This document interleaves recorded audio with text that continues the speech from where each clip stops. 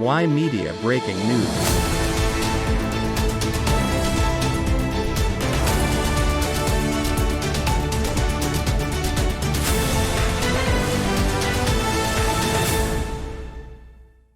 The driver of a truck that crashed into and subsequently brought down an overhead sign on Highway 401 Friday morning has been located, confirmed the Ontario Provincial Police. Officials said that just before 8 a.m. a truck collided with the sign on a stretch of highway near Brock Street in Whitby, causing it to buckle and collapse, completely blocking the traffic. The lanes have since been reopened. However, the identity of the person and the company of the vehicle involved in the collision have not been released. The investigation into the incident is ongoing. Y Media breaking news.